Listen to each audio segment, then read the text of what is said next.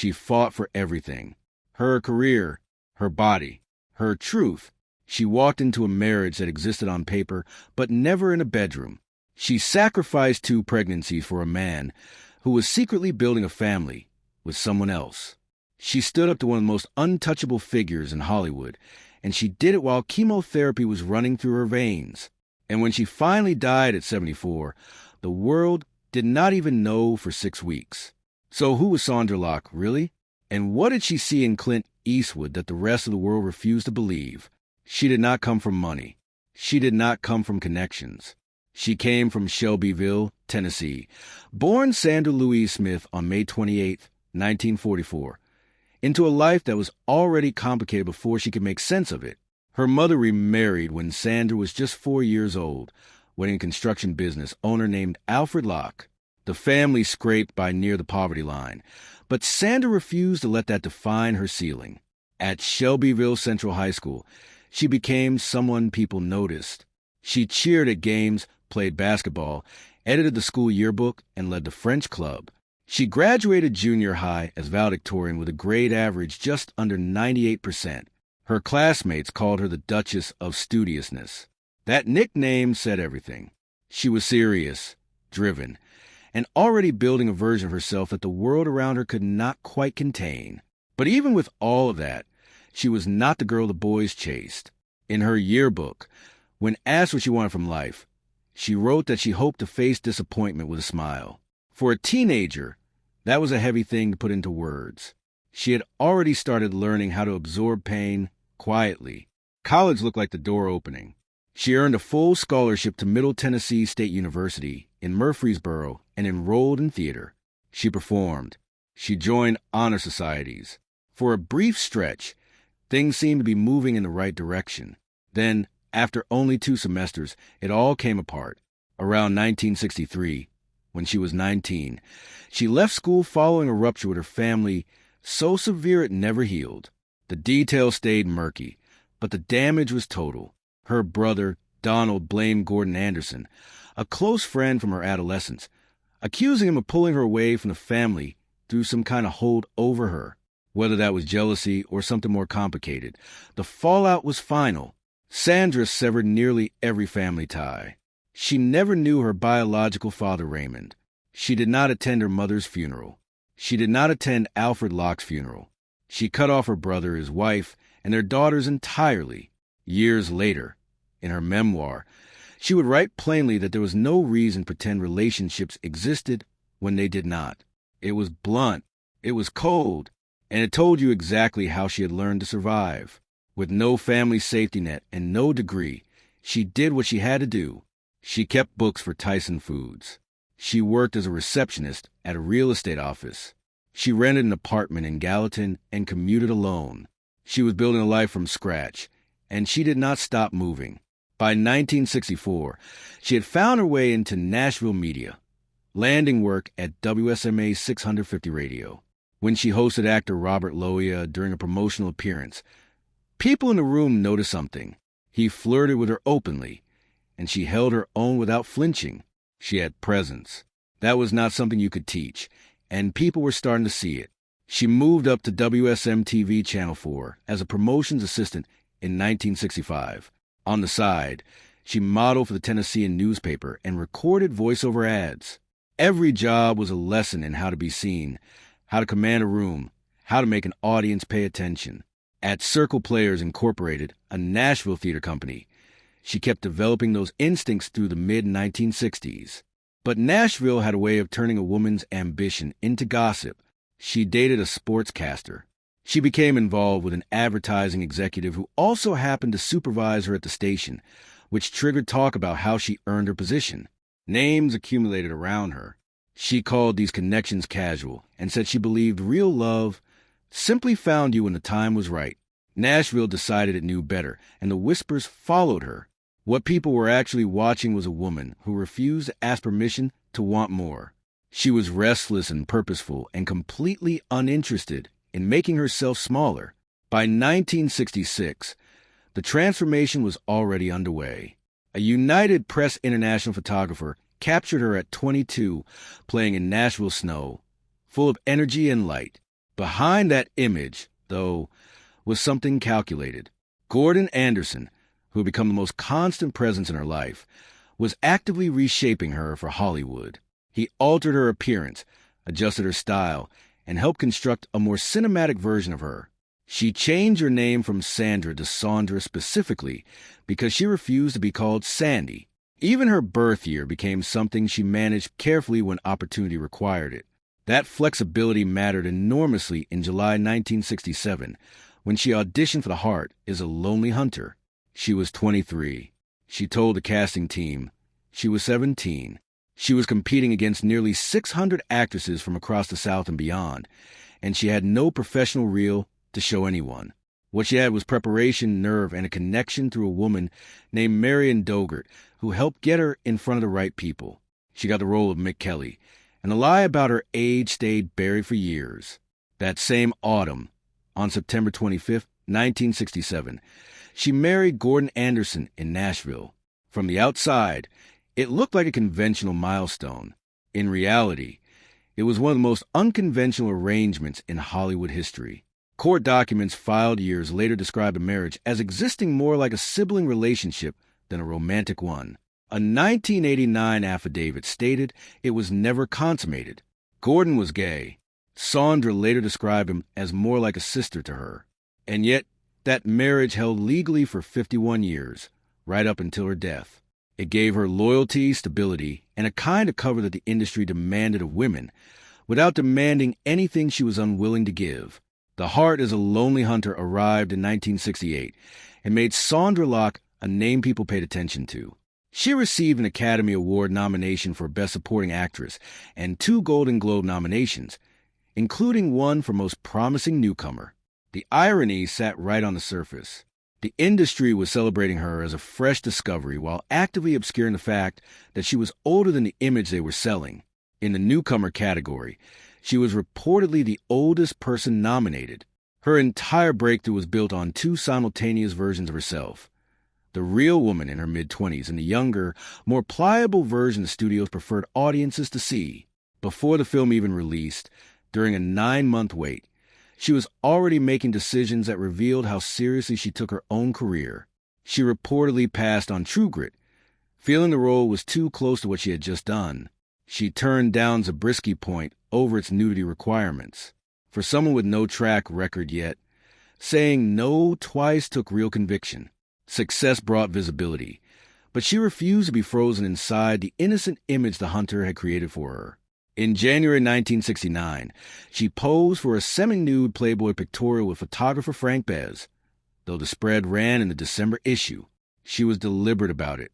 The schoolgirl reputation that had attached itself to her needed to come off, and she replaced it with something more adult, more commanding, and more commercially durable. It worked. The photographs followed her career for decades. Fans were still sending them for her signature years later. Even with an Oscar nomination and a new image, her career moved in lurches rather than a clean ascent. A 3-picture deal with 20th Century Fox worth $150,000 looked like momentum. She appeared in Cover Me Babe in 1970 opposite Robert Forster. The other 2 films in the deal simply evaporated. One of them, Love Makers, was supposed to give her a lead role. It never went into production. Hollywood had a habit of dangling real opportunity in front of her and then pulling it back before she could grab it. Willard in 1971 gave her the solid footing she needed after the Fox disappointment. She played Joan opposite Bruce Davison and Ernest Borgnine, and the film connected with a wide audience. She reportedly felt the role was below what she was capable of, but she took it anyway, partly as a favor to Davison, who was described in some accounts as an unofficial lover. The pattern was already familiar. Professional advancement tangled up with personal compromise. In 1972, she took on an even more unsettling challenge with a reflection of fear. She was 28, playing a character of 15, while publicly claiming to be 23. The gap between who she actually was and who she was being presented as had become so wide it was almost architectural. Yet the film itself had genuine weight. Over time, it gained recognition for the complexity of its representation of gender identity, earning more respect decades after its release than it received when it first appeared. The second coming of Suzanne followed in 1974, an experimental drama ambitious enough to win 3 gold medals at the Atlanta Film Festival for Best First Feature, Editing, and Cinematography. The film then sat on a shelf for 2 years before reaching art house theaters. The delay cost it momentum but gave it a cult following instead, and it gave Locke something important: a title role in a project that took her seriously as a leading actress rather than a supporting presence or symbol. Through all of this, television kept her employed when film did not. She appeared in the FBI, Canon, Barnaby Jones, Kung Fu, and Night Gallery. Her agents pushed against this, worried it would diminish her film value. She ignored them and kept working. The industry consistently framed her in terms of how she looked rather than what she could do. Ron Harper, a colleague from Planet of the Apes, called her irresistibly feminine. That kind of description followed her everywhere, reducing her performances to her appearance and leaving her actual craft underexamined and undervalued. By the mid-1970s, she had entered the orbit of Clint Eastwood, and her career and personal life became impossible to separate from his. They worked together repeatedly. They lived together. And behind the scenes, he exercised a level of control over her life that she would spend years fighting to expose.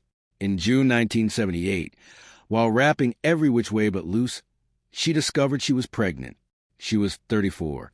Earlier in their relationship, Eastwood had asked her to stop using an IUD, telling her it was physically uncomfortable for him. They had been relying on the rhythm method.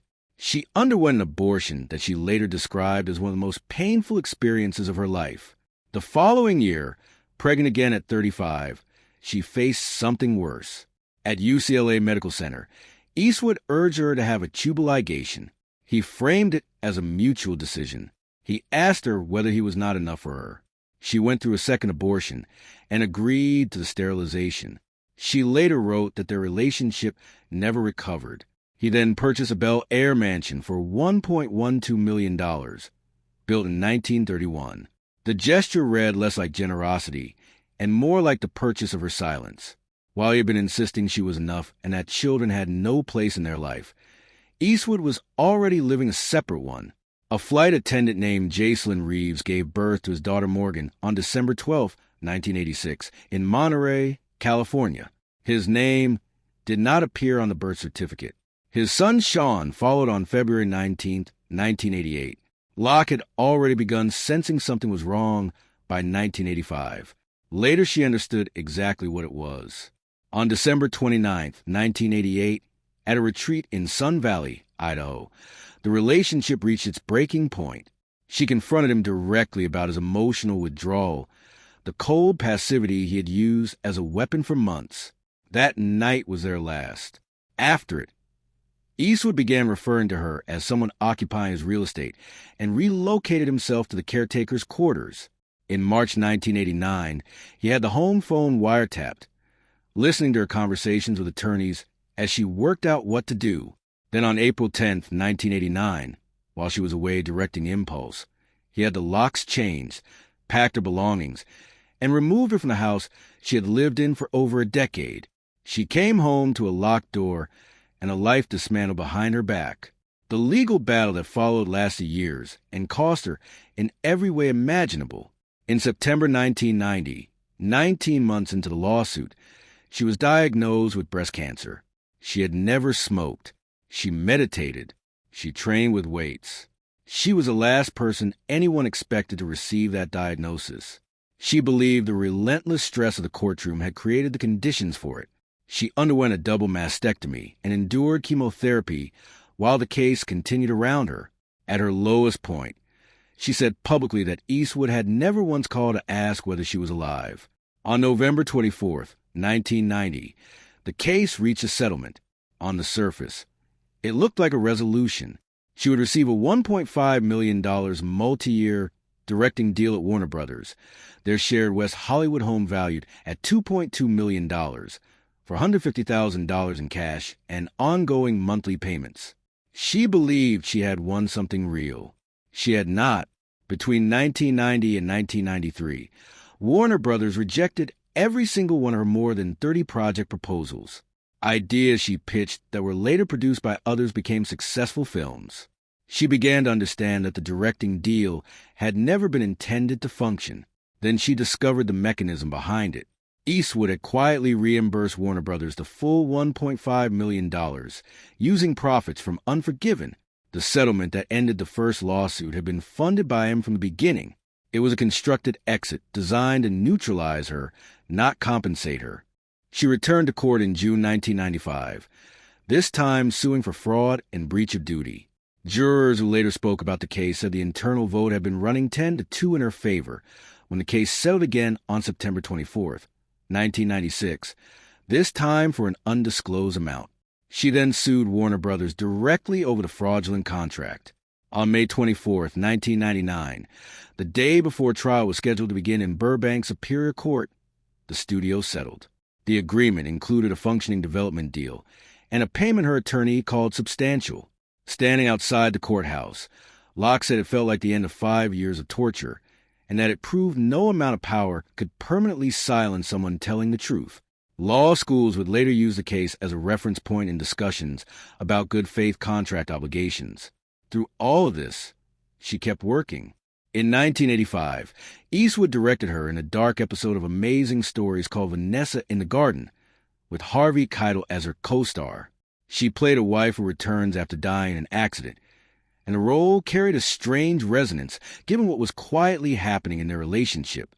In 1986, she stepped behind a camera herself and directed Rat Boy, a strange, fable-like film about a human-rat hybrid that played at the Deauville American Film Festival but baffled American audiences entirely.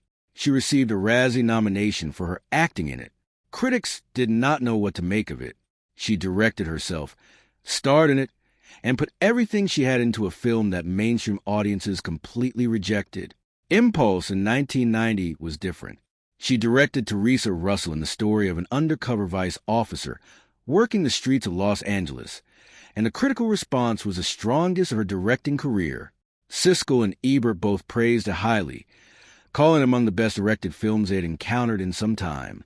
She said afterward that directing had given her something acting no longer could. But the film arrived in the middle of her public breakup from Eastwood, so reviews and personal drama blurred together in coverage that should have been entirely about the work.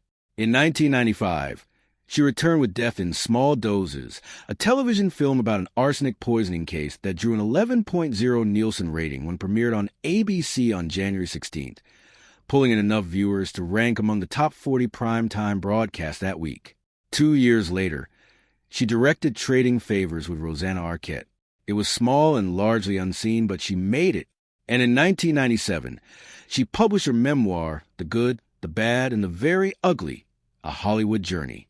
In it, she described Eastwood in terms that left nothing ambiguous. She said he had manipulated her, controlled her access to work, leveraged his industry relationships to keep her out, and weaponized his public image to make her version of events seem implausible. The book arrived just weeks before a television special called Eastwood on Eastwood aired, in which editors had removed nearly every scene she appeared in across the films they had made together. The erasure was almost too obvious to be accidental. Sondra Locke died on November 3, 2018, at her home in Los Angeles. The world did not find out for nearly 6 weeks. Authorities were notified promptly. The delay was a choice, not an oversight. Her death certificate cited cardiac arrest resulting from breast and bone cancer. She was 74. Her body was cremated on November 9th at Pierce Brothers Westwood Village Memorial Park and Mortuary, and her ashes were given to Gordon Anderson, her husband of 51 years, who reportedly inherited an estate valued at around $20 million. When the news finally broke in December, the reaction was a kind of collective stunned pause. An Academy Award-nominated actress had died, been cremated, and been quietly buried in paperwork, while the industry that had spent decades diminishing her continued without interruption. She had spent her life refusing to disappear on anyone else's terms. Even in death, Hollywood managed to make her an afterthought. She deserved better than that. She always had.